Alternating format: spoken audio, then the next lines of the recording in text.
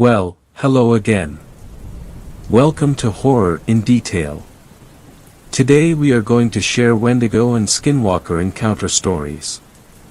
First story. This story was shared by you/Zarav2, so credits to him.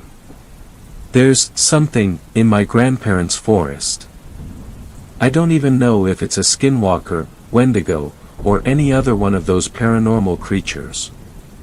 But it for sure isn't like what I've heard about. For the past 8 years I've gone to my grandparents during the summer. The past 6 have had some questionable events. First time I saw it was when I was 7 or 8, almost like it was staring at the house. Their now deceased dog, Flint, was usually the tough type, but in this moment, he looked more scared than I'd ever seen him. He noticed it first, and when I looked there, all my muscles froze. There it was, hunched down beside a rock. It looked like it would be like 12 feet if it stood tall. Ever seen a hounder from Kane Pixel's Backrooms? The body was comparable to that.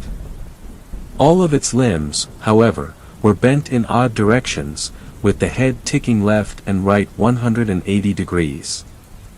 Once it backed into the forest, my senses snapped back and I screamed the most blood-curdling I ever have.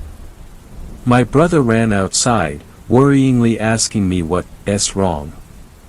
I could not speak, I just cried, and hyperventilated. Eventually, I pointed to the forest. My brother, obviously worried and scared, asked things like, "Is there something in the forest?" with me nodding.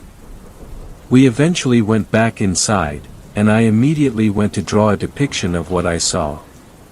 Of course it was not the best drawing, but it got what I saw down.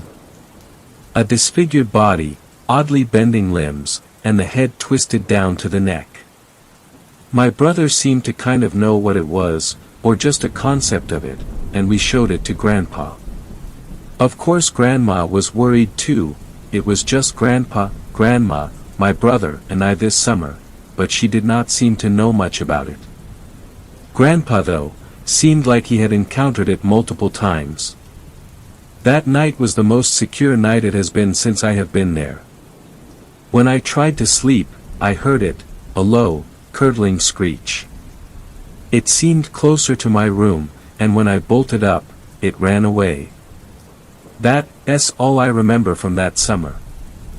The next encounter happened when I was around 10. This time it was closer, and was not as bent down. Clearly it was some sort of demon, but I doubt even hell would have anything like that. This time my dad was also with us, but Grandma and Grandpa went to a town about an hour away to buy groceries and gifts, as my mom's birthday was coming up. Believe it or not, my dad, I don't know how, but I believe him, can speak to God. He can heal people, do things like dodging thrown knives, and much more. He's been with Christ ever since he was about my age, 15. Not even he, however, knew much about it. All he knows is that there's no way it should be here, almost like it has been. It's not like any Skinwalker, or Wendigo. Back onto the main story, my dad had started a prayer, and the creature started reacting horridly. It let out a huge screech as its body acted against itself, and particles, I don't even know what they had been, started going in and out of it. It was like it was even rejecting the heavens itself, not allowing it to die. It ran to my dad, but the closer he got the mire his body acted out, and it eventually ran away. I have not seen much of it lately, just it lurking in the forest, but I know that one day, something bad with it will happen. I'll update if anything happens during this summer break with an edit to this post. I apologize if this does not provide much context, and it may seem fake, but please believe me. Not many people do, but my brother and I know damn well what we saw. Second story. This story was shared by you/Carlos Roca, so credits to him. The Voidless Mimic. Vacant, voidless, their eyes will forever be changed and stripped of the life they once deserved. They are walking lies, being inhabited by a deceiver of life itself. I'm overwhelmed and trapped by the countless thoughts that pass through my conscience on a day-to-day basis. Where have you gone, Mike and John? Where will we meet again? Cabins, the very word evokes a sense of peaceful retreats in nature, away from the chaos of everyday life. For many, it's a place where they have created fond memories, such as family vacations or simply enjoying time in the great outdoors. The crisp, fresh air, the tranquil sound of rivers flowing. The stunning beauty of nature all contributes to a sense of euphoria and contentment. Despite the idealistic setting, there can be an underlying sense of eeriness that can cast a shadow over the experience. Perhaps it is a feeling of isolation that creeps in when the sun goes down, coming to realization that one is never truly alone. It is in these moments that one may lose their purity and mindfulness, that sense of being fully present and in the moment. The mind can wander and conjure up all sorts of unsettling thoughts and emotions. The memory of that cabin still lingers in my mind. Every time I close my eyes, I can see the darkness, emptiness that filled that place. The air was heavy, and the atmosphere was thick with unease. The creaking floorboards and the howling wind outside sounded like screams, as if the cabin itself was alive and trying to warn me to leave. Sometimes, I wonder if I've left a part of myself behind in that rundown shack of hell. It's as if a piece of my soul was stripped away and left to rot there, unable to escape. The thought sends shivers down my spine, and I can't help but feel a sense of foreboding whenever I think about that cabin. Despite my ongoing unease, my purpose today is not to dwell on the past. Instead, I am here to warn you of something that inhabits our world. Something that we must be aware of and prepared for. I am warning you of the masked, the hidden, the mimic. It all began when my close friend Mike called me up and pitched the idea of an exploration/camp out at some abandoned trails with our entire friend group. The place he described was supposedly located on the outskirts of town, far away from the city. Despite my reservations and lingering superstitions, I agreed to go. The idea of spending time out in nature with my boys, surrounded by nothing but the sound of the wind and the rustling of leaves, was too enticing to resist. Not to also mention the opportunity for exploration and adventure. The next day, Mike and I loaded up my truck with supplies for our hike. We were also joined by two other friends, Brandon and John. As we made our way towards the outskirts of town, Brandon shared his insight on what he came across while researching the trails. Apparently, there were several hiking trails in the area that had been abandoned and shut down due to funding issues. This didn't make much sense to us, considering the popularity of hiking in the area, but we were eager to explore nonetheless. We arrived at the trailhead and started gearing up for our hike. The trailhead had a rundown look to it, with overgrown weeds and broken signs. As we started walking down the trail, we couldn't help but notice the eerie silence that surrounded us. The trees were dense, and the only sounds we could hear were the crunching of leaves beneath our feet and the occasional bird call. As we continued on the trail, we started to come across strange objects. There were rusty cans, broken glass, and old camping gear scattered around the trail. We also noticed that some sections of the trail had been washed out by rain, making it harder to navigate. As we hiked deeper into the woods, we started to notice that the trees were becoming twisted and deformed. The trail seemed to be leading us towards a section of the woods that was darker and more foreboding than the rest. Despite our growing unease, we pressed on. We were determined to solve the mystery of the abandoned trails. Our theories ranged from budget cuts to supernatural forces, but we couldn't shake the feeling that something was watching us.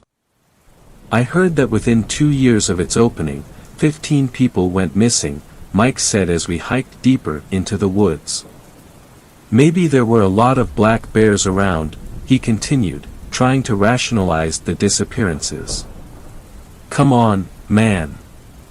Why do you have to have such a bland answer? I mean, think about it, there were no remains left of all 15 people who went missing. No remains. So, tell me, Mike. Who killed them? John replied, his voice rising with frustration. John was always the one to entertain the idea of something more sinister lurking in the shadows. His fascination with the supernatural clearly frustrated a one-dimensional intellect in Mike. Although I couldn't deny the logic in his argument. Well, what else could have done this? If you're going to go on a tangent about some supernatural bullshit, don't even talk. Seriously, you know I'm not the type to sit around and listen to bogus theories, Mike added, clearly annoyed. But John wasn't deterred. Hey, man, it's not personal. Maybe start to allow yourself to think outside the box. Not everything can be explained through logic, he said, trying to reason with Mike. We continued hiking, our conversation shifting to the various theories we had about the abandoned trails. The deeper we went, the more the woods seemed to close in around us, suffocating us with a sense of entrapment. Despite our apprehension, we were all determined to uncover the truth that was buried in the past. With a sense of relief, we finally arrived at our destination and found the perfect campsite by the river. The sun was setting and the golden rays painted the sky in a warm glow. The sound of the river flowing gently by was soothing, and we all stood there in awe, admiring the beauty of nature. Our apprehension and fear seemed to dissipate as we took in the peaceful surroundings. We set up our tents, started a fire, and shared stories and jokes that made us laugh till our faces hurt. As we sat around the campfire, roasting marshmallows and telling ghost stories, it felt like we had been transported to a simpler time, away from the pressures and stress of our normal lives. We were in our element, surrounded by the raw beauty of nature, and nothing else seemed to matter. For a moment, we forgot about the abandoned trails and the unsettling feeling that had accompanied us on our hike. We were free, and that feeling of euphoria returned to us, filling us with a sense of joy and wonder. This campfire is coming out nice. Ain't it, guys? John said with a grin on his face. We all nodded in agreement, savoring the presence of each other's company. Brandon chimed in, expressing his longing for more moments like this, where he could be in nature and escape the boredom of daily life. I agree, I added. I feel alive when I'm out exploring new things. I mean, think about it, guys. We slave our lives away working and paying taxes. Don't you think we're meant for something more than that? Mike, who had been quietly observing the conversation, spoke up. Evolutionarily speaking, we used to travel all across the world in small tribes. It's in our nature to want to explore new lands and experience something new every day. Most of us don't have anything remotely similar to that. That's probably why there's mass depression across the world. As Mike's words lingered in the air, we fell into a thoughtful silence, contemplating our own existence and the choices we had made. But in that moment, with the fire crackling and the stars twinkling above us, we were content with just being in each other's company and enjoying the beauty of the natural world around us. I think we should go on more camping trips like this, John said, breaking the silence. What do you guys think? We all nodded in agreement, our spirits lifted by the promise of more adventures to come. For the time being, we were happy to be exactly where we were, surrounded by friends and the wonders of the great outdoors. As night began to fall, we all gathered around the campfire and got our sleeping blankets out. We spent our last few moments awake goofing around, telling stories and jokes, and continuing to maintain our high spirits. The crackle of the fire and the sound of the nearby river created a soothing ambience, lulling us into a state of relaxation. However, that peacefulness was suddenly shattered by John's blood-curdling scream. We all jolted upright, our hearts pounding with fear and confusion. It took us a moment to realize what was happening, but when we did, we rushed over to John's tent to see what was going on. John was huddled in a corner, his face contorted in terror, sweat pouring down his forehead. He kept muttering something about it being outside and watching us. We tried to calm him down and ask him what he meant, but he was inconsolable. Whoa. Calm down, man. Explain to us what happened. I replied. Someone caressed my face. Not gently, not aggressively, but firmly. I woke up, and no one was there. I thought for a second you guys were messing with me, but it continued randomly throughout the night. I woke up just now because I had a nightmare. A vivid nightmare of a strange creature hovering over us all. Its eyes were filled with malice like I've never seen before, although it had a touch of admiration and curiosity in its gaze, John added. Okay John, the first know you're freaked out, any of us here would be too, but Brandon has always been known for sleepwalking. It could have just been him. Mike said. Mike, seriously? I was sleeping on the other side of John. Also, I have sleepwalked in the past, but I've never done it more than once a night. John, don't tell me you've been messing around with psychedelics lately. Maybe it's finally starting to catch up to you. I mean, all that tripping has got to cause damage, Brandon replied. You know what, forget it, John said with a sigh. I don't want to overthink it.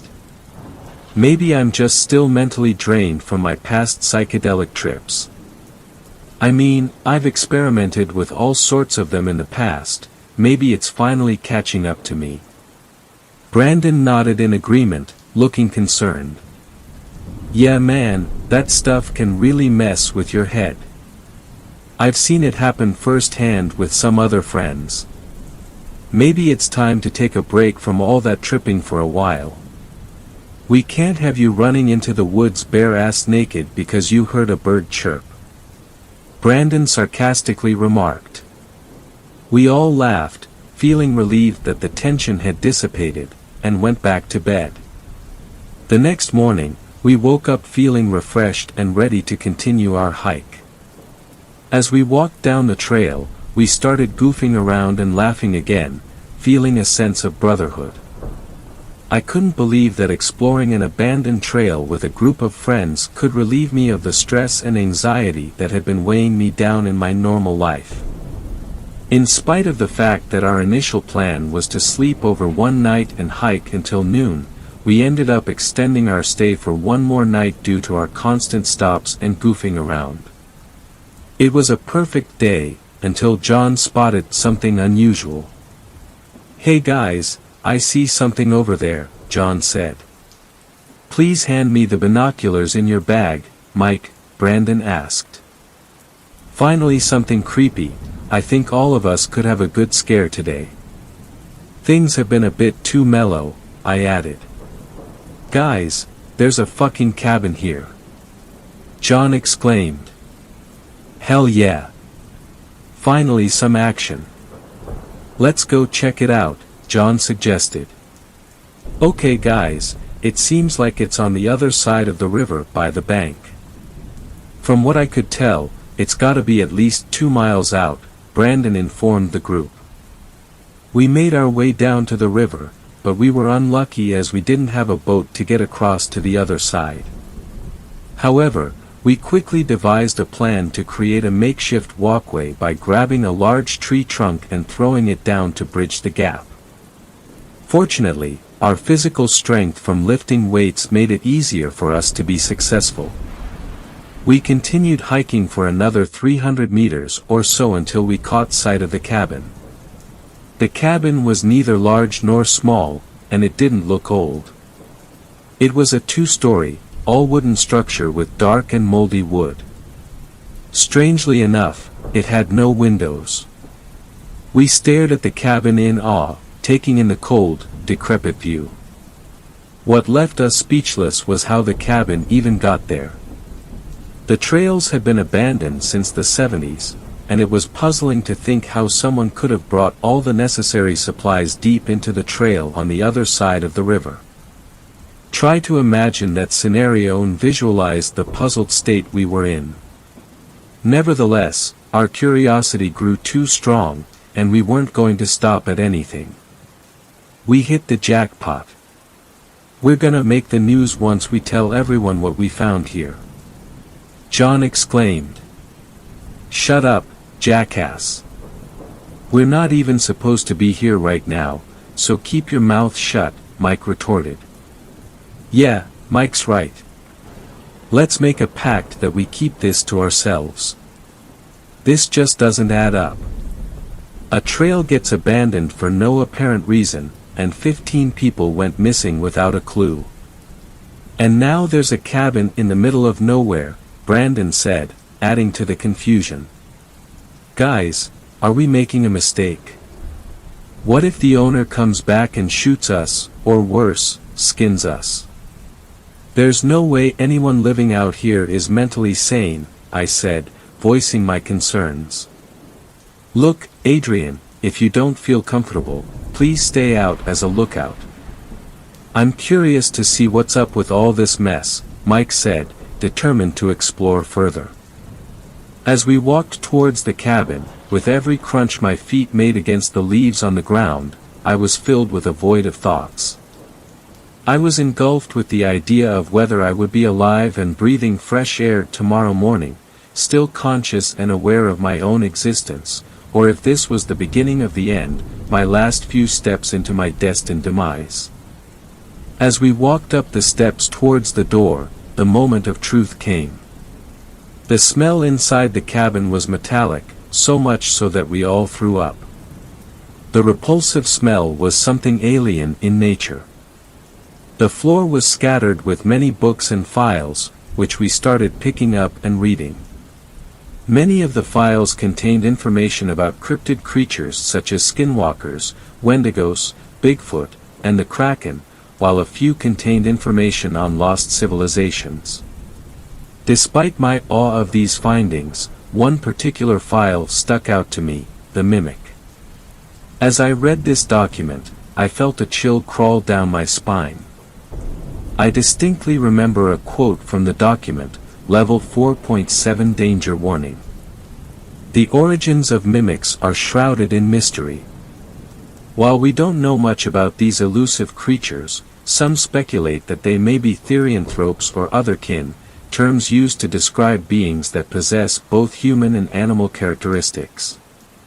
Despite their unknown physical form, it is believed that mimics have the ability to consume a human's consciousness and use their body as a vessel, retaining all of the memories of the previous human. This allows them to perfectly imitate their host's personality and behavior. It is important to exercise caution when traveling to unknown or densely populated areas, as these are believed to be hotspots for mimic activity. Hiking trails and national parks are common hunting grounds for these creatures as they search for their next potential host. One way to identify a potential mimic is by staring into their eyes, as it is believed that they are unable to fully replicate the human gaze. However, it's important to note that the true nature and abilities of mimics remain largely unknown, making encounters with these creatures both rare and unpredictable. In other words, with a deep, long gaze into their eyes, you will be able to see the vacantness in their eyes, soulless. Its purpose for wanting to partake in these actions is surrounded by a big cloud of mystery. Although it's speculated that it wishes no more than to be a human, to breathe the same air as we do, to love as we do, or more so to hate as we do, stay away. This cryptid is the most precise killer of them all because of the fact that there is no evidence to prove someone is gone when it inhabits the body of the deceased person. It could be your mother, your father, your friend, it could be anyone. There are more of them than you think, all around us, lingering in the shadows. This is all I could remember reading. It definitely wasn't word for word, but again I'm just trying to give a summary of what the mimic is. You may be questioning whether whoever lived in this cabin before was a total nut job, but trust me when I say this, these looked like authentic government documents. They couldn't have just been printed out. No fucking way. I thought all of this was just folklore. John said. Can you please shut the fuck up for once? This isn't a joke until we get out of here alive. We need to go now. Brandon replied. I'm with you man, let's dip, this is way too sketchy. I added. No. Come on, guys. We only live once. This place hasn't been opened up in a while. We should be safe here. How about we stay? There's a fireplace in here, and it'll be a great experience to talk about years from now, Mike insisted. I'm with you, Mike. I'm scared shitless, but come on, there's only one experience like this in our lives, so let's live it up. I say fuck it, John remarked. No. Come on, guys, Mike exclaimed, his voice filled with excitement. We only live once. This place hasn't been opened up in a while. We should be safe here. How about we stay? There's a fireplace in here, and it'll be a great experience to talk about years from now. I'm with you, Mike, John chimed in. I'm scared shitless, but come on, there's only one experience like this in our lives, so let's live it up. I say fuck it. Okay, I'm in as long as we do sleeping shifts to make sure we don't get skinned alive in the middle of the night, Brandon added, his voice trembling slightly. Well, I can't leave my boys alone, I said, my voice filled with a hint of hesitation. Guys, there's a goddamn basement and upstairs. John exclaimed, his voice rising with excitement. Mike and I will check upstairs, and you and Brandon can check out the basement. His voice trailed off as he made his way towards the staircase, his flashlight illuminating the darkened room. Fear paralyzed me, my heart pounding in my chest as I hesitated at the top of the steep staircase. I wasn't built for these kinds of situations, but like always, my pride and ego persevered, forcing me to continue. The stairs were extremely steep, and I stumbled several times, grateful for Brandon's steady hand as he helped me down. It felt like we were descending for ages, and I estimated that we were now about 50 feet underground. As we made our way deeper into the basement, not much was visible at first, but our flashlights illuminated the way. We stopped for a moment, both feeling unsure of what to do next. That was until we heard a human whimpering. My heart raced with fear, and I looked to Brandon, who had a similar expression of concern on his face. We both took a deep breath and followed the sound until we came to a dark corner of the basement. As we approached the dark corner of the basement, our flashlights illuminating the way, we heard the sound of something moving on the ground. Suddenly, we turned our flashlights on and collapsed to the ground in fear. There, lying on the ground, was a middle-aged, skinny man with terrible fear in his eyes. For a moment, we stared at the man in shock, unsure of what to do next. He didn't move or say anything, and his eyes were filled with terror. It was clear that he had been through something traumatic. I looked over at Brandon, who was just as scared as I was. We knew we had to help the man, but we didn't know how. "Who the fuck are you? Don't fuck with us, we have a gun," Brandon exclaimed, his voice shaking with fear. "Shush. Shush," the unknown man said, putting his hands up in surrender. I could feel my heart pounding in my chest as I realized we were in a dangerous situation. We didn't have a gun or any weapon to protect ourselves, but at that moment, I was relieved that Brandon had said that. We had to figure out what to do next, and fast. Before we could make a move, the man spoke again, his voice trembling with fear. "I know you guys are human, I sense it. Please let me explain myself, I swear I'm not crazy," he said. I could feel my blood boiling as the unknown man spoke. The tension in the air was palpable as we all waited for him to explain himself. Finally, he continued, "Me and a group of friends decided to come out here to hike for fun since we heard it was abandoned. Next thing you know, we hear a man calling out for help. We rushed over to see where it was coming from. We ended up here at this cabin. We cautiously walked in. There laid a man on the floor bleeding, crying out to us for help. As he spoke, I felt a sense of relief wash over me. It seemed that the unknown man was telling the truth, and that we were all just victims of a terrible situation. However, we still had to figure out how to get out of there safely." I listened intently to the man's story, my mind racing with questions and theories. When he mentioned the documents, I couldn't help but interrupt him. "I don't mean to interrupt you, and I know this might sound crazy, but does this have anything to do with the documents we found here?" I asked, hoping to get some clarity. The man's eyes widened in surprise, and I could see the fear etched into his face. "The mimic," he said, his voice barely above a whisper. "If you read anything about it, then you'll know what I'm talking about. I lost my 2 friends to those creatures, those wretched demons." I couldn't believe what I was hearing. The documents we found mentioned something about a mimic, but I had assumed it was just a legend or a myth. Now, it seemed that there was more to it than we had thought. As the man continued his story, Brandon interrupted him with anger and suspicion in his voice. "Your story sounds like bullshit to me. What are you plotting, asshole?" he shouted. I tried to calm Brandon down, sensing that there might be some truth to the man's story. "Brandon, let him finish. We'll judge his story later," I said.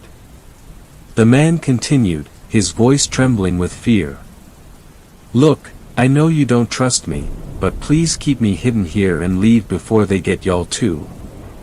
It's too late for me, it's just a matter of time." As he spoke, I could feel my own fear rising. We were in serious danger, and we had to find a way out of there before it was too late. "Look, man, it's all right. Just calm down and please continue your story," I said, trying to reassure the man. The next day, I returned to the cabin to investigate what had happened to my friends.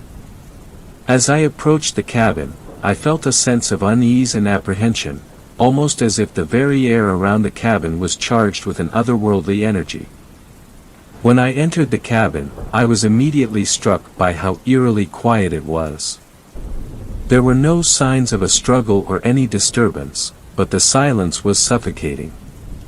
As I called out for my friends, they suddenly appeared as if out of thin air. They greeted me casually and spoke as if nothing had happened. They told him that he must be suffering from schizophrenia and that the man they had heard yelling never existed. I couldn't believe what he was hearing. I knew I had seen and heard things that were real, but now I was being told that I was crazy. 2 weeks passed, and I spent my time scavenging for food and avoiding detection. I was in a constant state of fear and paranoia, never sure if the mimic was still nearby. I eventually returned to the cabin 3 days ago to try and make sense of what had happened. As I dug through the documents, I began to understand the true nature of the mimic. It was a creature that consumed the consciousness of its host, imitating their personality and memories perfectly. The mimic aimed to confuse the masses by leaving no trace of anything unusual or out of the ordinary. I struggled to comprehend the implications of what I had discovered. I was horrified by the thought that the people around me could be nothing more than hosts for these creatures. His voice trembled as he spoke, unable to fully process the weight of the knowledge he had gained. "Look, man, I'm not going to say you're lying or that you're crazy. You can leave now while my friends are upstairs. I'll explain to them later," I said. "No. Don't tell your friends. You guys have to leave too. You can't trust anyone," the unknown man added. "We're not going to leave our friends behind. Good luck, man. Please stay away from us. We won't be here for long," I added. The man ran off into the woods, leaving me and Brandon shell-shocked and unsure of what to do next. We were filled with doubts and fears, wondering if he was really crazy or if his story actually added up. Brandon didn't utter a single word, lost in thought. "We gotta get out of here," Brandon finally said, breaking the silence. "I agree. Something in my gut tells me he's telling the truth," I replied, nodding in agreement. As we turned to head back upstairs, John's voice interrupted us. "Brandon? Adrian? What's taking so long, guys? We just finished checking out upstairs. Whoever lived here before was definitely tripping on something." I exchanged a worried glance with Brandon, unsure of how to respond. It seemed that the bizarre events we had experienced were far from over. Me and Brandon headed upstairs retaining the knowledge that the mimic could be anywhere. We both agreed to pull an all-nighter to ensure our safety. Mike and John seemed to be in great spirits, almost forgetting that we were in an abandoned cabin in the middle of nowhere. Although we made the best of our situation. We started up a fire on the fireplace and started reminiscing about old times. "Mike, remember that time you jumped into the lake because I told you I accidentally dropped your phone in there?" Brandon said. "Huh, yeah, you've always been an asshole. I hope you know I'm going to get you back worse one day," Mike replied. "You'll try, you dweeb," Brandon added. "Wait, hold on, guys. Did you hear that?" Mike said.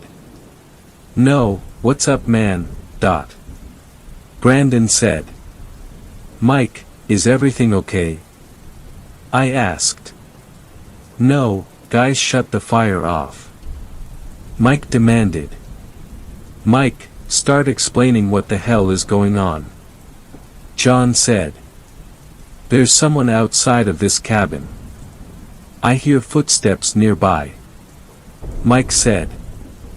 A few moments later, we felt the walls rattle with vibrations as someone banged on the door continuously, yelling, "Come out, you little weasels." Me and Brandon knew all too well that this was the mimic. We couldn't help but look at one another in an overwhelming disturbance. The way the man yelled was truly bone-chilling. It was as if his voice had been stripped of all humanity, replaced by a primal growl that rattled the very foundation of the cabin. The banging on the door seemed to intensify, as if the man was growing increasingly angry and desperate to get inside. As we huddled together in the room, the atmosphere became thick with tension and unease. The air seemed to grow heavier, as if it were pressing down on us with an otherworldly force. The man's voice continued to deteriorate, morphing into a guttural snarl that seemed to come from deep within his throat. Despite our fear, we couldn't help but be fascinated by the strange and unsettling sound. Suddenly, the banging stopped, and the silence was unbearable. We held our breath, waiting for what would come next. And then we heard it, the sound of footsteps slowly making their way towards the door. Each step echoed through the house like a hammer on a drum, and we knew all too well what was about to take place. We huddled together, trying to keep our composure, but the fear was overwhelming. Our hearts were pounding in our chests, and we could feel the sweat running down our foreheads. We knew that we had to be ready to defend ourselves, but we had no idea what we were up against. "Mike, what the fuck are you doing?" I asked. Mike started yelling and threatening whoever was behind the door.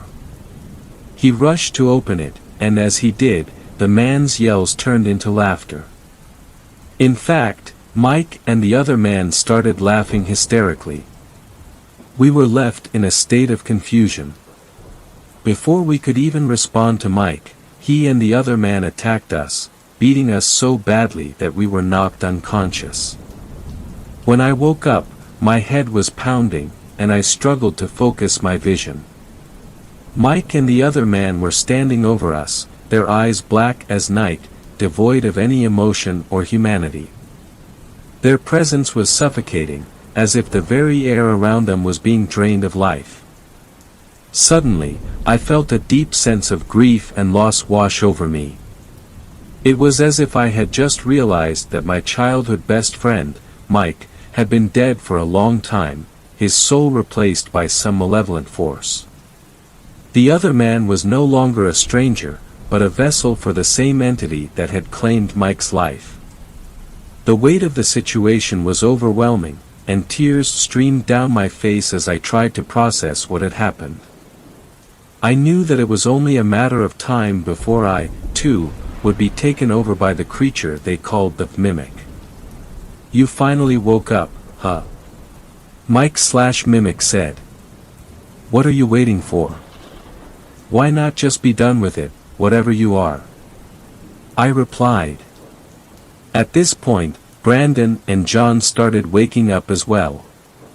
Brandon knew all too well, just as I, that our demise was soon to come. John, on the other hand, was in a shocked state. He couldn't even mutter up a sentence. "Well, there are 3 of you and 2 of us. We're waiting for another one of us to get here," Mike/Mimic said. "What even are you? What do you truly look like?" Brandon asked. "Huh, you humans have always been curious, even hundreds of thousands of years ago. You guys never seem to change," Mimic/Mike replied. "What the fuck are you even talking about? If you're about to kill us, at least do us the justice of telling us what our bodies are going to be used for. Why do we even fucking deserve it?" Brandon added. "How about this? You tell us where you're from. Why do you even need us to sustain yourself?" "Whatever you may be," I suggested. "We aren't from here. We come from another place and evolve slowly over time by consuming the consciousness, or what you humans call the mind. We begin by taking over the smallest insects, then move on to more intelligent animals, and the cycle continues. We learn as we grow and consume. We have witnessed it all, the fall of the dinosaurs and the rise of mammals. The excitement never ends. Each new life brings a new experience. Please understand that our actions are not personal, it is simply a matter of survival," Mike/Mimic explained. "Do you have emotions? Why do you sound like any other ordinary human?" "This all has to just be a bad dream," I replied. One thing that most humans lack is the ability to delve deeper into every small detail given to them. As I mentioned earlier, we learn as we grow and consume. We possess everything a human could possibly have, as well as many other types of organisms on this planet. We are scattered across the cosmos, growing and consuming. Our only desire is to experience all that life has to offer and to be immortal, Mike/Mimic explained. Well, if you already have Mike's body, why would you need another vessel? Brandon asked. That document you read on mimics didn't specify the context that we can't completely consume the conscience of our host immediately. It takes about 4 years, not to also mention it can vary depending on various factors such as age, size, and lastly their health. Once we've almost completely consumed their conscience, we are in a hurry to find our next host, Mike/Mimic clarified. Wait, so Mike's alive somewhere deep down in his mind? Indeed he is, or at least just fragments of him. Our host goes into a dreamlike state, never able to wake up once we have fully implanted ourselves into them. Matter of fact, I feel his fear and confusion as we speak. He isn't aware of what's going on, but I feel his precious fear and sorrow. It overwhelms me with life. Mike/Mimic said. All of a sudden, John started screaming out in terror. He cried continuously, overcome by great sadness, confusion, and fear. Before I could join John in his delve into darkness, I was interrupted by the sound of footsteps outside the cabin. A tall, mutilated man entered through the door, with dry and flaky skin, and most importantly, empty eyes. You see, our friend here who just walked through the door is in dire need of a new host.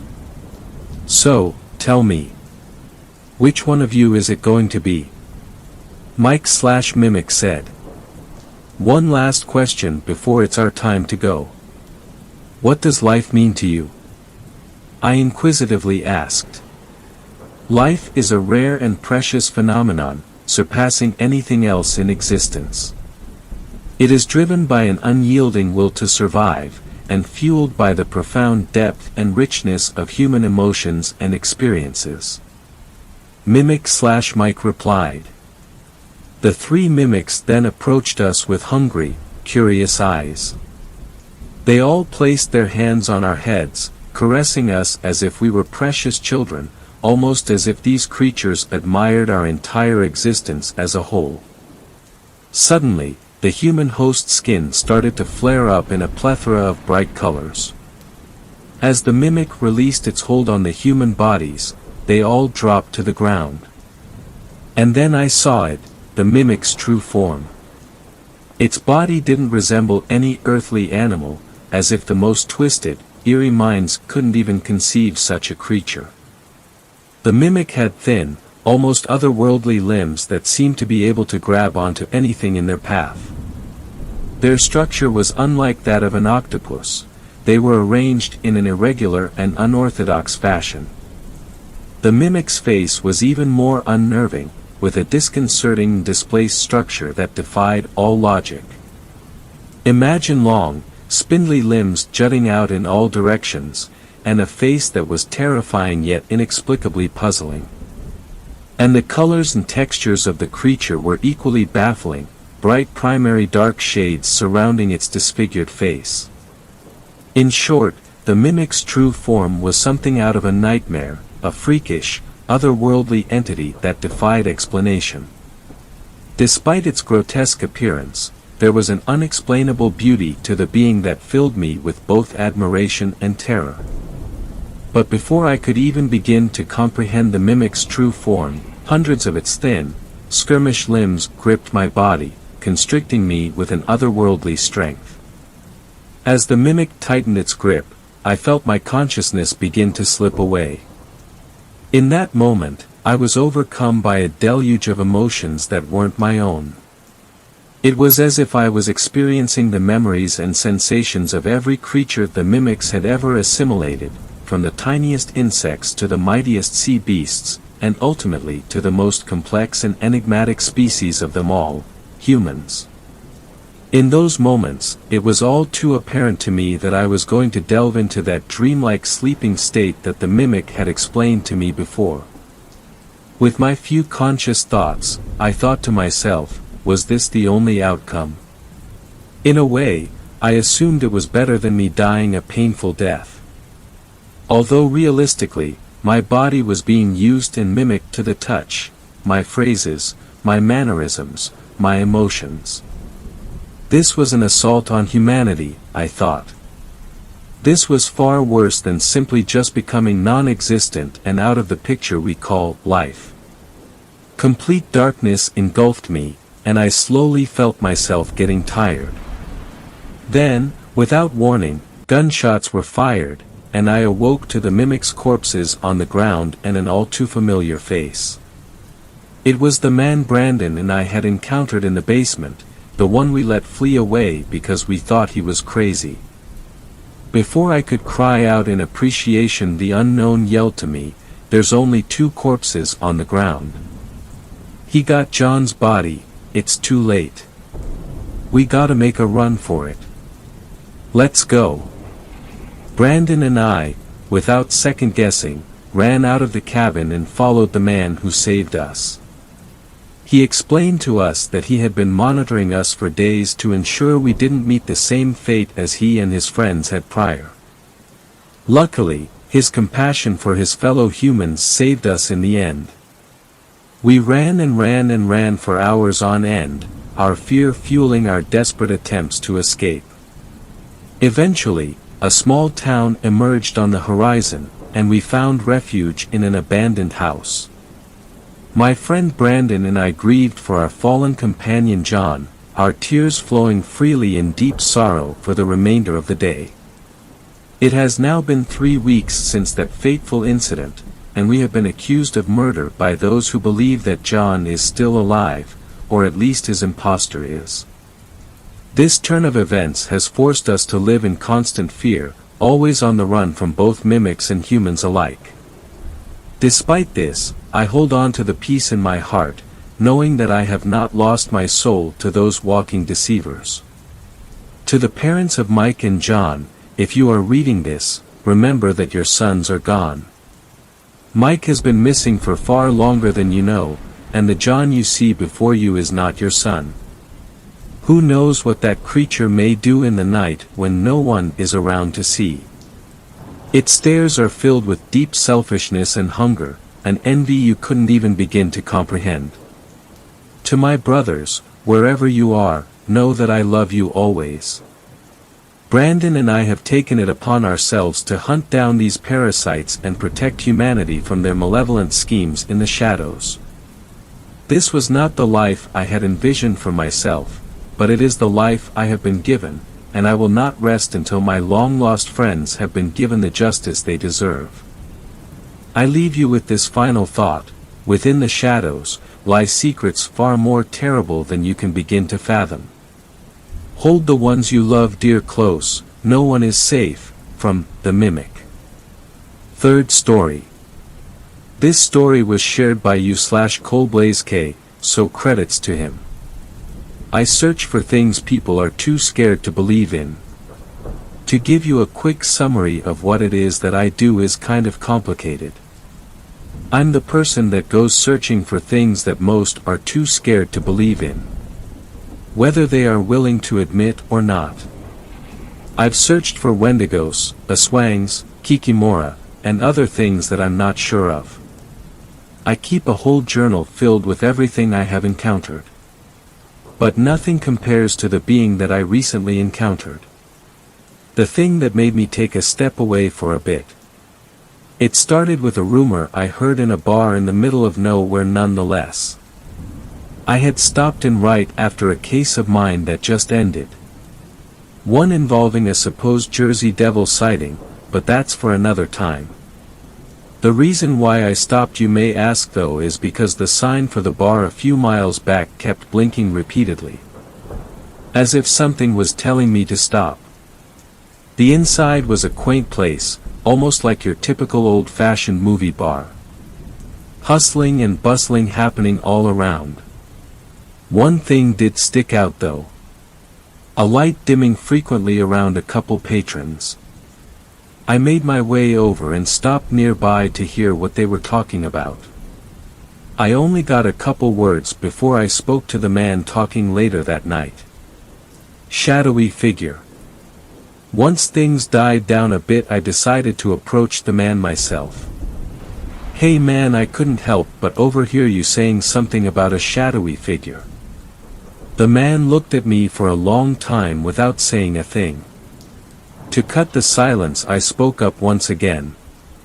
Listen, you don't have to tell me if you don't want to, but this is kind of the stuff I look into. I'm a investigator of sorts. Take a look. I opened up my jacket and pulled out a compendium I've been working on. Gently setting it on the table, I slid it to the man, saying, "Have a look for yourself." I then walked to the bartender, ordered 2 drinks and walked back to the man, handing him one. He took it, looked up and said, "All right, I believe you. But I'm just gonna tell you a few things. Do you mind if I record?" He looked sheepishly and finally spoke up, "As long as you don't use my name or this place's name. Works for me," I said, pulling out my audio recorder and loading in a new cassette. Audio transcript case log 26 name, John Doe location, not on file. M ready when you are. J this, creature, or whatever it is. It's not like anything here in this book. I know you've got a few pages on shadow folk, but it's not like that. The thing was black. Just pure black. Pure black. Not like a see-throughish black or an almost all-black man. J, no, not at all like that, it was just black. Like nothing was there. It looked like all black cut out of a man. No features, nothing. Just darkness. Like nothing I've ever seen before. So you're saying that you came across something that was just pure black. Where did you find it and what did it do? The man just sat there for a few minutes looking down as if he was contemplating his next words. Although he looked terrified, sweat started to appear on his brow. Listen man, if it's too hard to remember or think of, I get it. J, it's not that. I remember everything. I wish I didn't. The things it did and the things it showed me were. I wouldn't wish it upon anyone. Not even a stranger like you. What do you mean? What did it do? Where can I find it? You could tell the eagerness in my voice to learn more. J, I won't tell you where it is. But let's just say I haven't not been to this bar every day for the last few months. It told me things and showed me, oh God, the things it showed me. Everyone is dying, the world is on fire, and... The man's head fell into his hands as he began weeping, almost uncontrollably. God damn it, beep, not again. I think it's time for you to leave. The bartender yelled from across the counter. Audio transcript case log 26 over. After consoling the man and bringing him outside to wait for a taxi, he finally told me where it had all happened. It did take a lot of convincing though. For the safety of others, I will not disclose the location. But, I wasn't even sure I'd find it. The place was interesting, the drive was as well. The man's instructions were pretty clear: drive here, turn at tree, turn, and boom. It was a small quaint town. Settlement? I don't know what to call it. Kind of a small commune, 3 buildings, a post office, a bar, and a rundown church. But neither of those were what I was after. A mile past the ghost town was a farm. Or what was left of one. The barn collapsed, broken fences, and my target. The rundown house. The sun was setting as I finished my way down the long driveway. As I parked my truck, I got an unsettling feeling and flashes of one of my cases came to mind. It dealt with an old farmhouse like this. The family inside was all over the place to say the least. Inside the living room was what seemed to be a man on his knees. But as I entered the room, it turned around baring its teeth. It wasn't a man, but a wetchuch. It charged at me, throwing me to the side and running out the door. I didn't see it again. But that family, what happened to them? Always stuck. Seeing that really made me contemplate leaving and saying fuck this. But I needed to know what would drive a man to break down to that point. Cautiously I walked up the steps, peering in the windows to make sure no one was inside. Thankfully the place was empty. I turned on my flashlight and reached for the doorknob until I heard "don't" very quietly. I shot around to see nothing. Thinking it was all in my head, I turned the knob and went in. As soon as I entered the house I fell. I fell for what seemed to be minutes, sliding down this pitch black hole, heading screaming and feeling hands grab and scratch at me. Feeling their nails rip and tear at my flesh, the warm blood running across my skin before finally hitting the ground. I awoke sitting on a chair and something standing across from me, waiting for my vision to come into focus. I was in what looked like a root cellar with a few lights barely on around the room. Trying to gain my composure, I finally heard something speak. "You came seeking answers and now you are here. Where are you?" "I am right in front of you." I looked up to see. I'm not sure what. It wasn't just black. It was as if there was nothing there. A cutout of a man was standing in front of me. It was like the absence of light. No features or anything could be seen. The light from my flashlight didn't even appear on him. The dread resonating off of him made me want to scratch my eyes out to not feel it anymore. I quickly pulled out my recorder and pressed record before the being finally spoke up once again. Audio transcript, case log 26, name, entity. Location, cellar. I am the absence of light, the absence of good. I am only darkness. So you're the devil. No, you fucking idiot. I am the embodiment of evil. Sounds a lot like the devil to me. Sighs, your Christian beliefs are not real. Every religion is wrong. When you die, there is no light, there is no heaven, no hell. Only darkness. You become a part of me. Before there was anything, there was me. And when everything ends, I will be all that remains. You are an insignificant speck in the infinite, always dying universe. Let me show you. The being reached what seemed to be a hand at me and I quickly scooted back, avoiding his grasp. What if I don't want to see? That's a first. Every being, person or thing I have met has never rejected me. Never rejected the truth. All those that have searched have never turned away. But how am I supposed to believe you? You could just be lying. I saw what you did to Beep. He was a mess after running into you. I mean, you did also say you're the embodiment of evil. What's more evil? Lying to you about what's really out there. Or showing you the truth of everything. But what is this so-called truth of yours? What will I see? What you see depends on who you are. Some see good things, some see bad. It depends on the person. That doesn't really make sense. Do you want to see or not? Fine. Fuck it. I'm in. Audio transcript, case log 26, end. With that, the being placed his hand on my head and the most immeasurable things happened.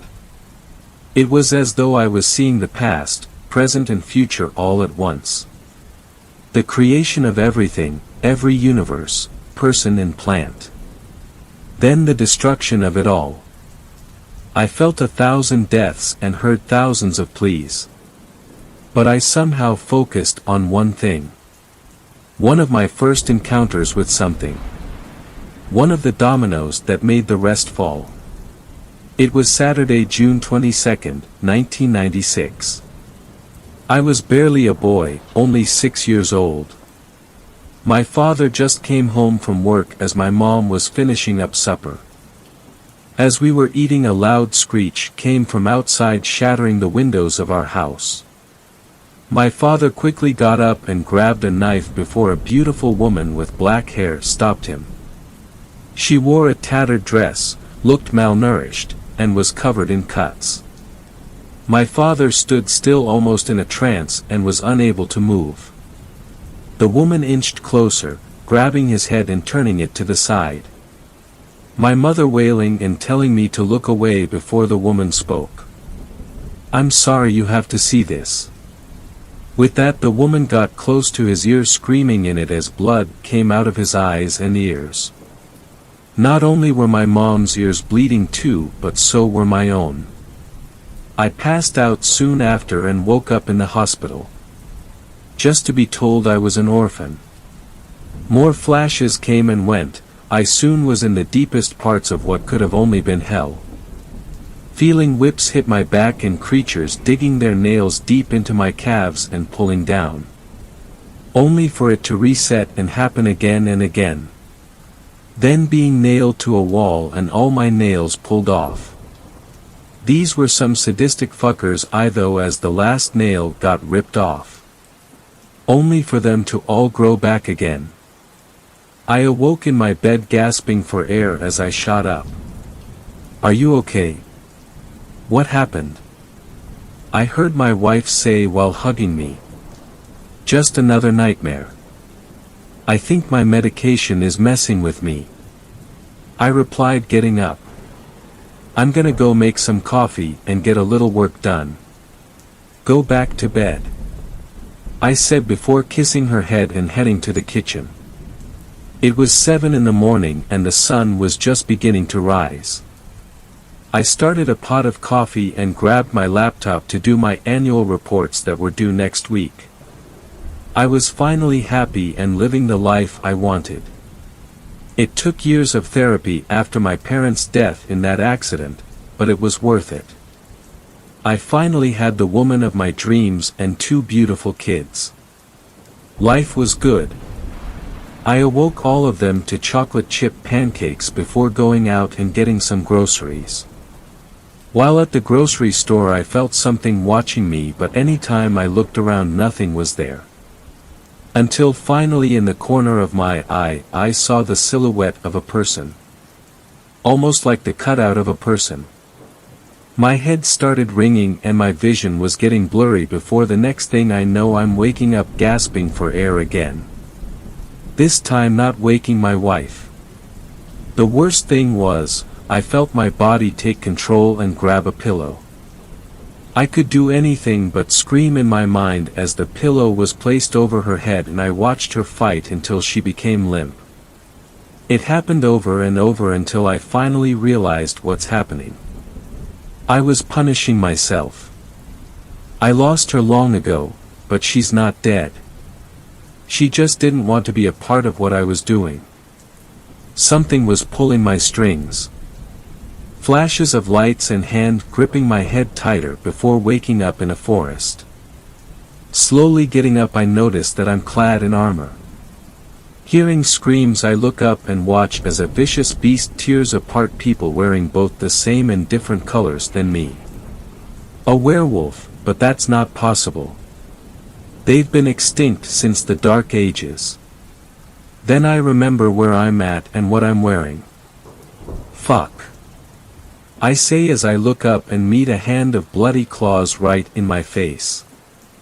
Falling down, I feel my jaw slack and see my ear on the ground. Trying to get up, I feel the beast slash my Achilles before feeling its mouth close on the back of my neck. I wake on the floor panting for breath, not knowing what's happening or what reality I'm in. Audio transcript: case log 26, name, entity.